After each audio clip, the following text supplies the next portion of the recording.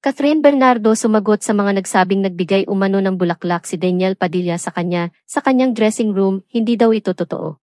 Kamakailan, itinanggi ni Catherine Bernardo ang usap-usapang nagpadala umano ng bulaklak si Daniel Padilla sa kanyang dressing room matapos ang kanilang Christmas station. Mismong si Catherine ang naglinaw na hindi ito totoo at walang naganap na ganoong gesture.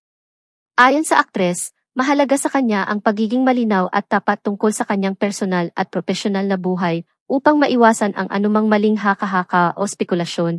Siguro may nakapansin lang na andun din si Daniel sa mismong dressing room, ngunit wala ngang nangyaring bigayan ng bulaklak.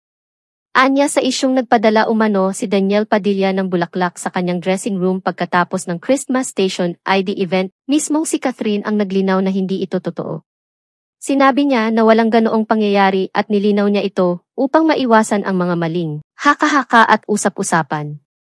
Bukod sa pagbigay linaw ni Catherine, nananatili siyang abala sa kanyang mga proyekto at mas pinipiling maging bukas lamang tungkol sa mga bagay na may kinalaman sa kanyang trabaho at personal na buhay. At ngayon nga ay medyo mas nagiging pribado na siya na talagang hindi na din mawari ng mga netizens kung ano din ang totoo sa relasyon nila ni Alden Richards. Samantala, kahit na may naghahangad pa din na magkabalikan sina Daniel at Catherine ay wala na ding pag-asa kung baga sa ngayon ay talagang mas nagiging mature na si Catherine at marami na nga din siyang natutunan, hindi lang sa pag-aartista at pag-ibig kundi pati na din sa kanyang sarili. Mas pinupush naman ngayon ng mga tao ang kanilang tambalan ni Alden Richards at talagang hangad nga din ng kanilang mga fans na sana in the future ay magkaroon pa nga din ng proyekto ang dalawa at hinihintay din ng mga fans ang kanilang pagre-reveal ng kanilang real score.